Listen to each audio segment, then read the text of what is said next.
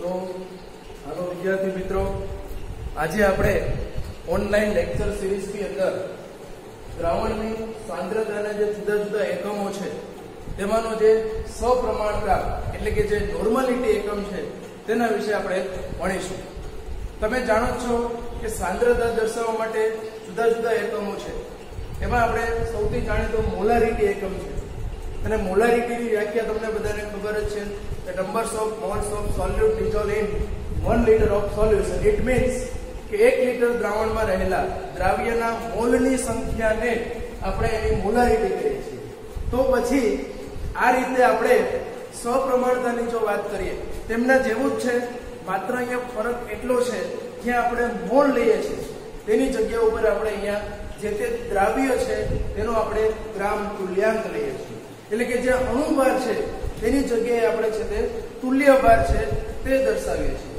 તો અહીંયા આપણે જોઈએ સપ્રમાણતા એટલે શું, તો સિમ્પલી આપણે કહી શકીએ કે 1 લિટર દ્રાવણમાં રહેલા દ્રાવ્યના ગ્રામ તુલ્યાંકની જે સંખ્યા જેને આપણે કહીએ છીએ જે તે દ્રાવણની સપ્રમાણતા. એટલે કે numbers of equivalent mass of solute dissolved in 1 liter of solution. એટલે કે 1 લિટર દ્રાવણમાં રહેલા દ્રાવ્યના ગ્રામ તુલ્યાંક ને જે તે દ્રાવણની સપ્રમાણતા કહેવામાં આવે છે. અહીંયા જો આપણે એના સૂત્રની વાત કરીએ તો સામાન્ય રીતે જે સૂત્ર આપણે જે છે તે મોલારિટી માટે દર્શાવીએ છીએ તેને સિમિલર છે. એટલે કે સપ્રમાણતા બરાબર દ્રાવ્યના ગ્રામ તુલ્યાંક ના છેદમાં દ્રાવણનું કદ. જનરલી આપણે એ કદ છે તે લીટરમાં આપણે લઈએ છીએ. આ સૂત્રને જો આપણે સિમ્પ્લિફાય કરીએ તો દ્રાવ્યનો ગ્રામ તુલ્યાંક એટલે કે દ્રાવ્યનું દળ ના છેદમાં દ્રાવ્યનો તુલ્ય ભાર.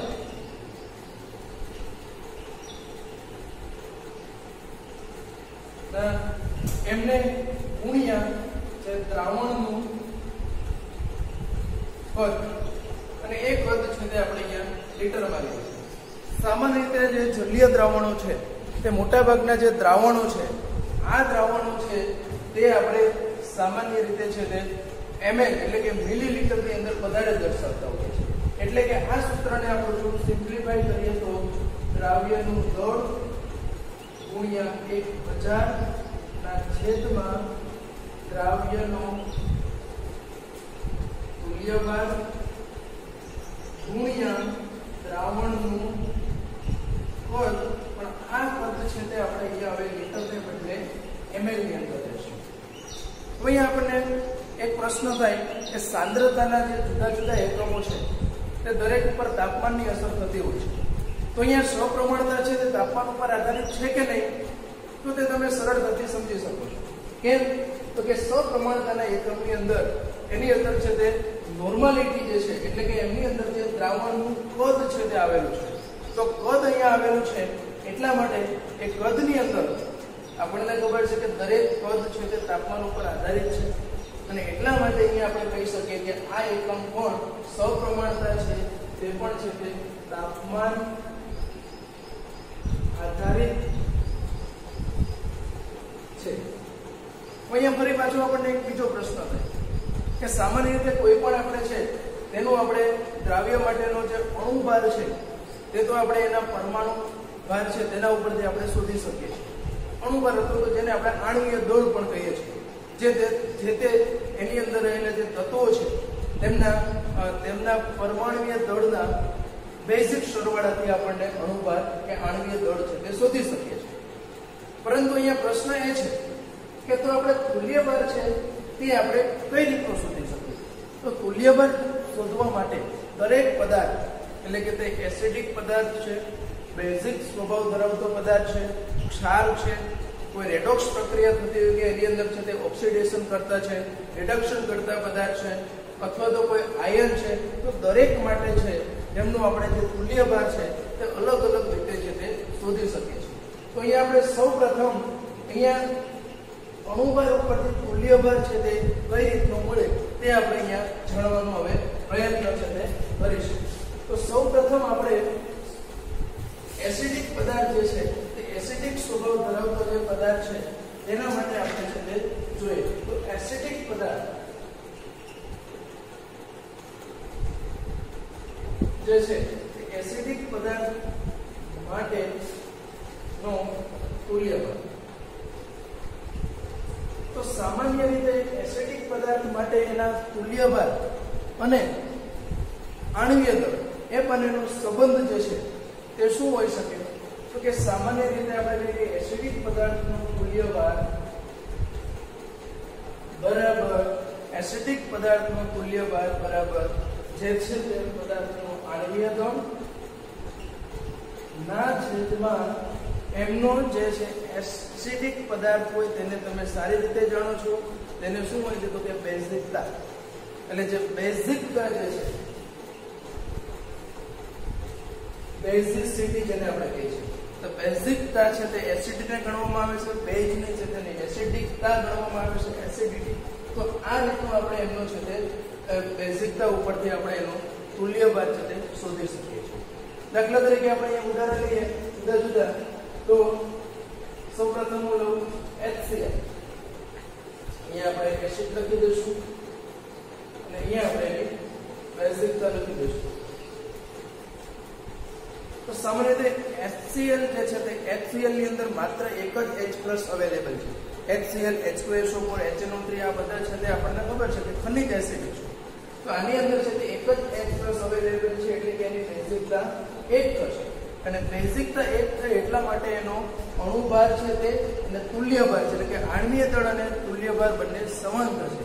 અને એટલા માટે આપણે એવું કહી શકીએ કે એમના માટે છે તે એમની સપ્રમાણતા અને મોલારિટી આ બંને પણ કેવી થશે? તો કે સેમ જ થશે. અને એટલા માટે અહીંયા એક બીજો પણ સંબંધ છે કે સપ્રમાણતા બરાબર એસિડિક પદાર્થ માટે સપ્રમાણતા બરાબર મોલારિટી ગુણ્યા એસિડિક પદાર્થની બેઝિકતા. એવી જ રીતનું આપણે બીજો એક એસિડ લઈએ, તે હું લઈ લઉં HNO3 એટલે કે નાઇટ્રિક એસિડ. તો નાઇટ્રિક એસિડની અંદર છે તે નાઇટ્રિક એસિડની અંદર છે તે એક H+ આવેલો એટલા માટે એમની પણ બેઝિકતા 1 થશે. એટલે કે એમના માટે પણ એનું આણ્વીય દળ અને તુલ્ય ભાર સમાન થશે. એટલે કે એમની સપ્રમાણતા અને મોલારિટી પણ કેવી થશે? સમાન જ થશે. ત્યાર પછી આપણે ત્રીજો ખૂબ જ જાણીતો એસિડ એટલે કે સલ્ફ્યુરિક એસિડ એટલે કે H2SO4. તો H2SO4 ના સ્ટ્રક્ચરની આપણે જો જોવા જઈએ તો એમની અંદર આપણે એસિડિક જેને આપણે ઓક્સો એસિડ પણ કહીએ છીએ, અહીંયા 2 H+ અહીંયા આપણી પાસે અવેલેબલ છે એની પ્રક્રિયા કરવા માટે. એટલે કે 1 મોલ H2SO4 નો જે છે તે બેઝના 2 મોલને તટસ્થ કરી શકે છે. અને એટલા માટે આપણે એવું કહી શકીએ કે H2SO4 છે તેની બેઝિકતા 2 છે. અને એટલા માટે એનું તુલ્ય ભાર છે તેના આણ્વીય દળ કરતા અડધું હશે. એટલે કે એની જે સપ્રમાણતા છે તેની મોલારિટી કરતા ડબલ હશે, બમણી હશે એવું આપણને જોઈ શકીએ. તેવી જ રીતે આપણે ત્રીજું લઈએ H3PO3. તો H3PO3 ની અંદર અહીંયા આપણને 3 H દેખાય છે, પણ એસિડિકતા માટે જવાબદાર ખરેખર છે તે એક જ H છે. કેમ કે આપણે એનું જ્યારે બંધારણ જોઈએ તો અહીંયા આપણને જોવા મળશે કે P double bond O OH OH H.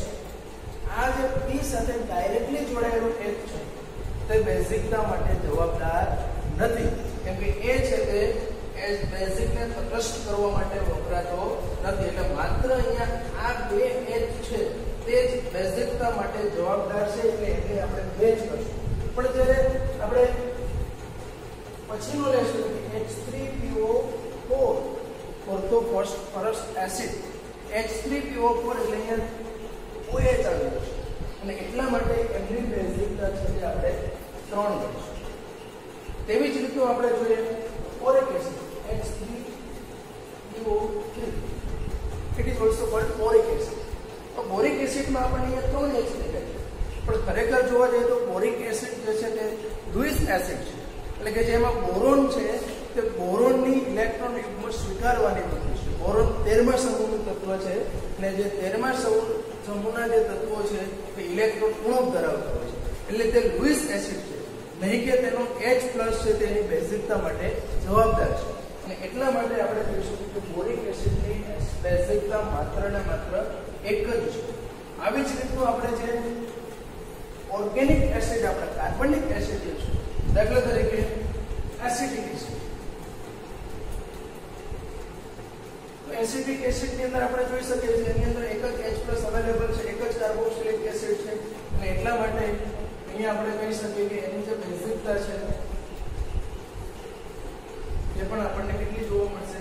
એક જ જોવા મળશે. એવી જ રીતે આપણે જોઈએ તો ડાયકાર્બોક્સિલિક એસિડની આખી એક સિરીઝ છે, માત્ર એની અંદર એક એક કાર્બન છે તે સક્સેસિવલી વધતો હોય છે. એમાં ઓક્સેલિક એસિડ, આ બધા છે તે ડાયકાર્બોક્સિલિક એસિડ. મેલોનિક એસિડ, સક્સિનિક એસિડ, આ મિત્રો વારંવાર છે તે આનો આપણે ઉપયોગ કરતા હોઈએ છીએ ઓર્ગેનિક જે રાસાયણિક પ્રક્રિયાઓ જે થતી હોય છે એની અંદર. એટલા માટે આપણે અહીંયા એમને દર્શાવી દઈશું.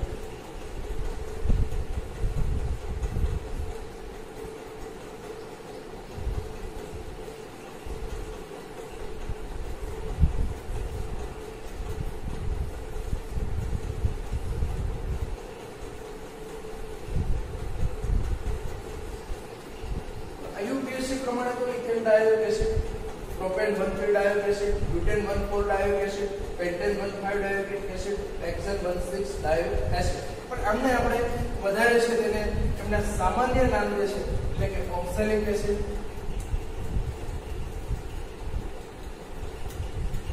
જેને આપણે કહીશું મેલોનિક,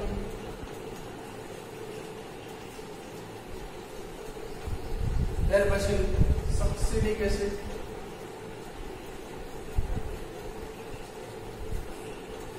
glutaric acid, adipic acid. તો આ એમના છે તે સામાન્ય નામ, જેને આપણે યાદ રાખવા માટે આવું પણ કહી શકીએ O minus sweet green apple means oxalic acid, O, M means malonic acid, S means succinic acid, G means glutaric acid, A means adipic acid. એટલે કે આ એક આપણે સિરીઝ છે, ડાયકાર્બોક્સિલિક એસિડની આ એક સિરીઝ છે જેનો આપણે વારંવાર યુઝ કરવો છે. અને આ બધા છે તે કેવા છે કે બધાની બેઝિકતા છે તે 2 છે. તો આ રીતનું આપણે જે એસિડિક પદાર્થ જે છે, આ એસિડિક પદાર્થ છે તેની સપ્રમાણતા છે તે આપણે આ રીતની છે તે શોધી શકીએ છીએ. ત્યાર પછી બીજી આવે તે એટલે બેઝિક જે આપણો પદાર્થ છે, જે બેઝિક પદાર્થ છે તેના માટે આપણે જો જોઈએ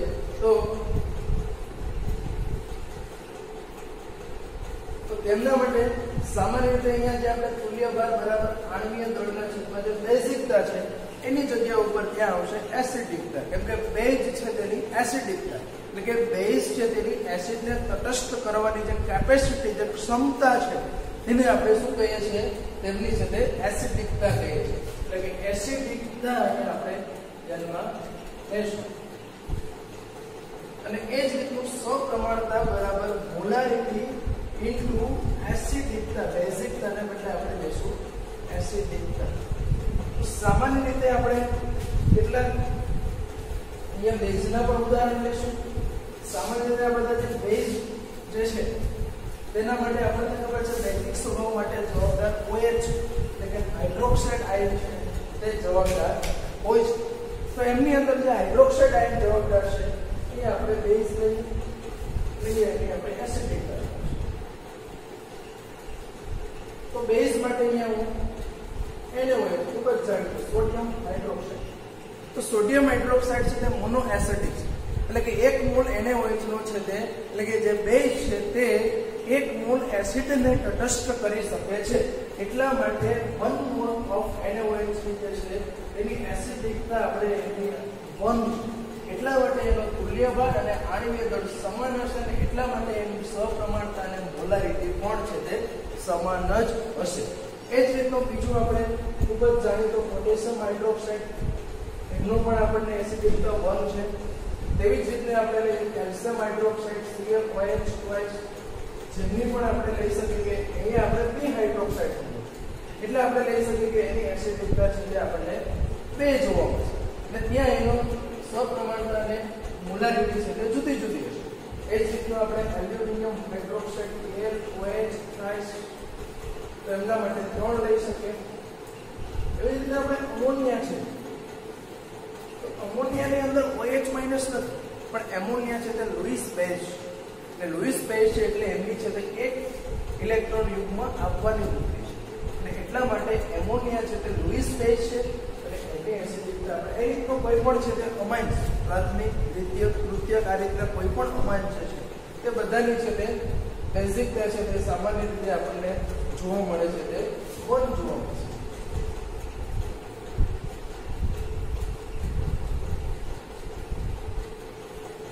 તો આ રીતનું આપણે બેઝ છે તેની જે એસિડિકતા જે છે તે એસિડિકતા ઉપરથી આપણે એની તુલ્યભાર મેળવી શકીએ અને તુલ્યભાર ઉપરથી આપણે એની જે છે સપ્રમાણતા છે તે આપણે શોધી શકીએ છીએ.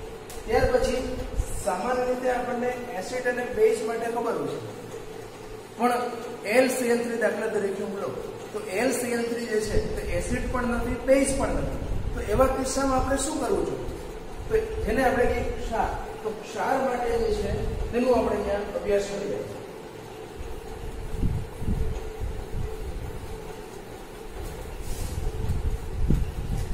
તો સામાન્ય રીતે આપણને ખબર છે કે ક્ષાર છે તે ક્ષારની અંદર ધાતુ અને અધાતુ તત્વ છે. એક ધાતુ તત્વ છે અને સામાન્ય રીતે જે ધાતુ તત્વ છે તે ધન વીજભારી છે અને અધાતુ તત્વ છે તે ઋણ વીજભારી છે. તો અહીંયા આપણે એમના માટે જે ત્રીજું એટલે કે જે ક્ષાર છે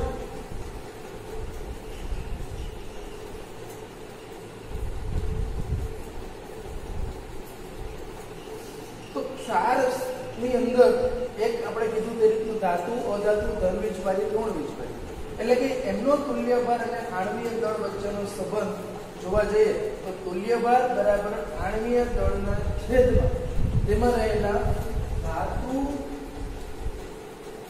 આયન અને સામાન્ય રીતે ધન વીજભારી, ધાતુ આયન જે સામાન્ય રીતે ધન પર રહેલો કુલ વીજભાર એટલે કે એની સપ્રમાણતા બરાબર મોલારિટી ગુણ્યા ધાતુ આયન એટલે કે ધન વીજભારિત જે આયન છે પરનો કુલ વીજભાર. એ આપણે થોડુંક એનું ઉદાહરણ લઈએ. NaCl આપણે લઈએ અને એ આપણે એના ધાતુ આયન પરનો કુલ વીજભાર. તો અહીંયા NaCl ની અંદર ધાતુ આયન એટલે કે Na+ છે તો Na+ એટલે એના ઉપર એક +1 વીજભાર એટલે કે એમના માટે એનો ધાતુ આયન પરનો વીજભાર 1 થયો એટલે કે તુલ્યભાર બરાબર આણ્વીય દળ થયું એટલે કે સપ્રમાણતા બરાબર છે તે આપણને શું મળશે? ત્યાં મોલારિટી છે તે જોવા મળશે. તે જ રીતનું આપણે બીજું ઉદાહરણ કે MgSO4 મેગ્નેશિયમ સલ્ફેટ તો એ પણ એક પ્રકારનો ક્ષાર છે.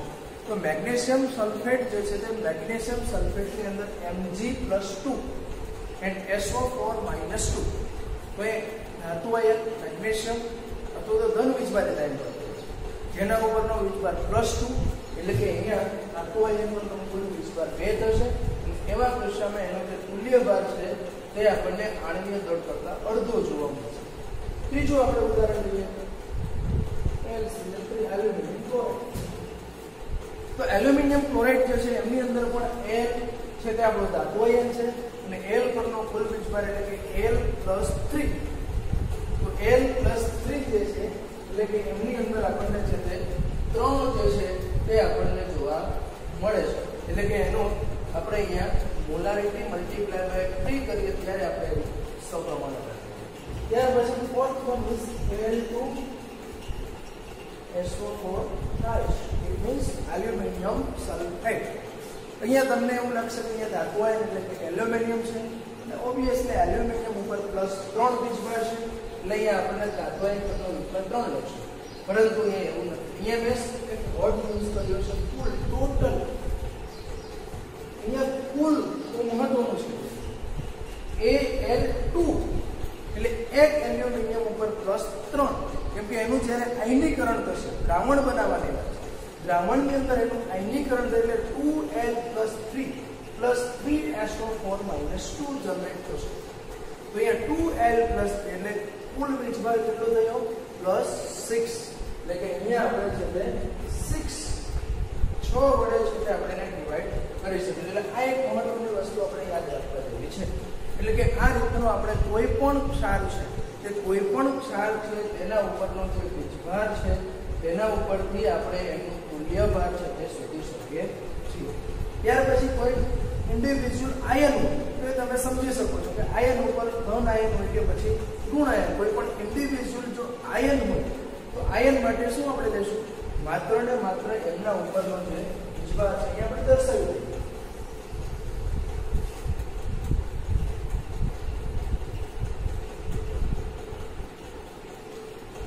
આયન માટે આયન પરનો કુલ વીજભાર.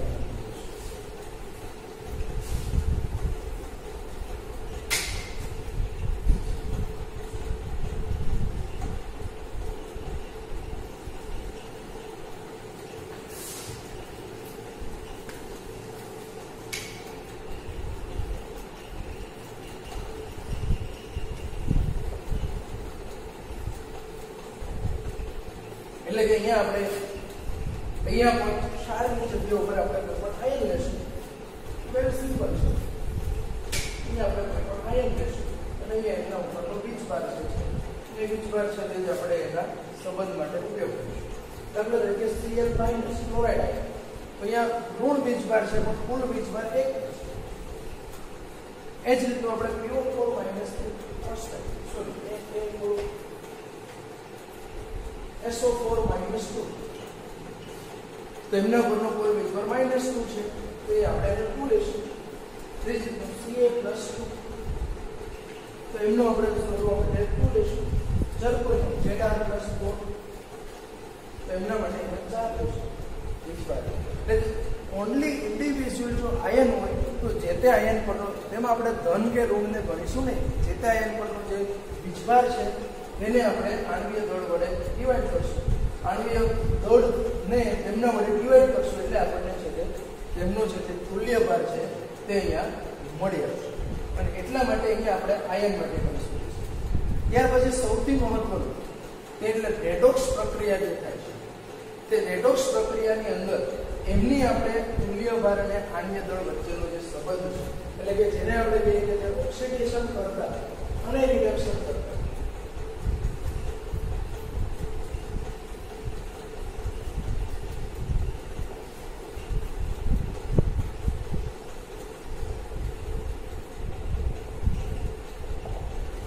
સામાન્ય રીતે જે રેડોક્સ પ્રક્રિયા વપરાય છે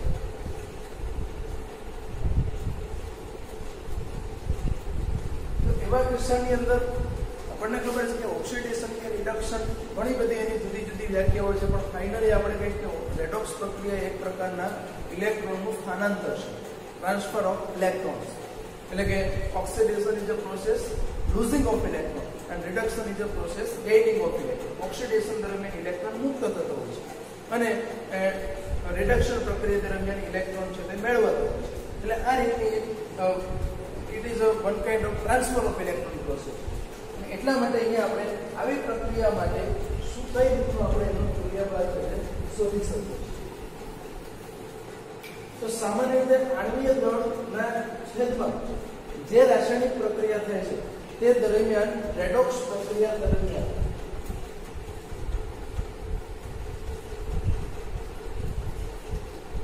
તો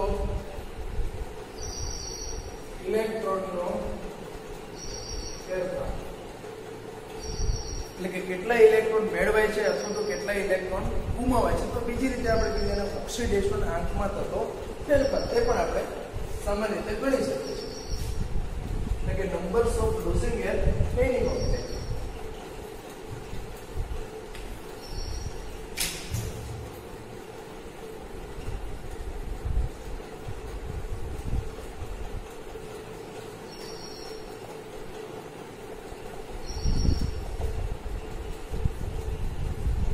સામાન્ય રીતે આપણે એમાં વધારે કેમેનોફોર અને K2CR7 એ વધારે ઉપયોગ કરતા હોય.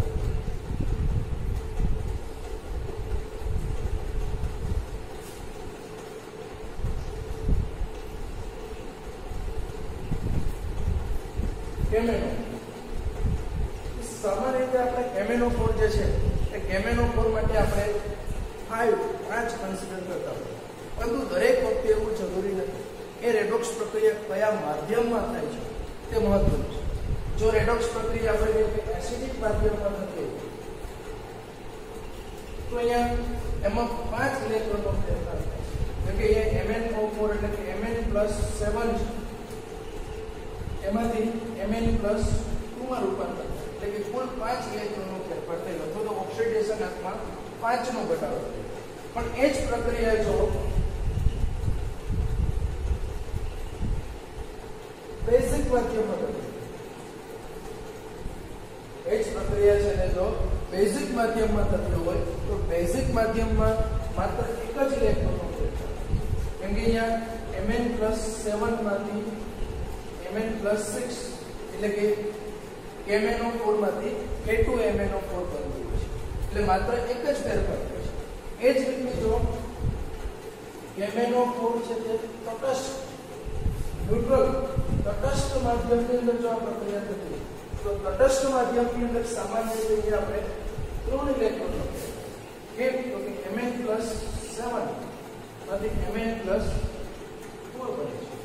MnO2 અહીંયા માત્ર MnO બનશે, અહીંયા K2MnO4 બનશે, અહીંયા છે કે MnO2 એટલે કે +4 એટલે માત્ર અહીંયા 3 ઇલેક્ટ્રોન બને છે. બીજું ખૂબ જ જાણીતું ઉદાહરણ છે એટલે K2CR7 પોટેશિયમ ડાયક્રોમેટ, જેની મોટા ભાગે આપણે એસિડિક માધ્યમમાં જ પ્રક્રિયા કરતા હોઈએ છીએ. અને એ એસિડિક માધ્યમમાં જ્યારે પ્રક્રિયા થતી હોય ત્યારે એની અંદર આપણે કહી શકીએ કે એની અંદર 6 electron Cr2 Cr+6 to Cr+3, પણ એને આપણે 2 મોલ લઈએ છીએ, એટલે આ રીતનું ચેનલ છે 2 Cr+6 to 2 Cr+3, 6 × 12 3 × 6, different is 6. તો ઇલેક્ટ્રોનનો ફેરફાર 6 નો થશે. અને એ એમના આધારે આ રીતની આપણે કોઈ પણ રેડોક્સ પ્રક્રિયા જે થતી હોય તો રેડોક્સ પ્રક્રિયાની અંદર જે છે તે અહીંયા આપણે એ રેડોક્સ પ્રક્રિયાની અંદર આ રીતનું આપણે ઇલેક્ટ્રોનના ફેરફારને આધારે એનો મૂલ્યભાર શોધી શકીએ, એમને આધારે છે તે આપણે સપ્રમાણતા છે તે શોધી શકીએ છીએ. તો આ રીતે દ્રાવણની અંદર જે સાંદ્રતા દર્શાવવા માટેનો જે એકમ સપ્રમાણતા છે તે આપણે જુદા જુદા પદાર્થો માટે એસિડિક, બેઝિક, ક્ષાર, આયન, રેડોક્સ પ્રક્રિયા આ બધા માટે છે તે આ રીતનું આપણે શોધી શકીએ છીએ. તો આજના વિડીયોમાં આપણે અહીંયા સપ્રમાણતા છે તે પૂરું કરીએ છીએ. પછીના વિડીયોમાં આપણે આગળનું છે તે ભણીશું.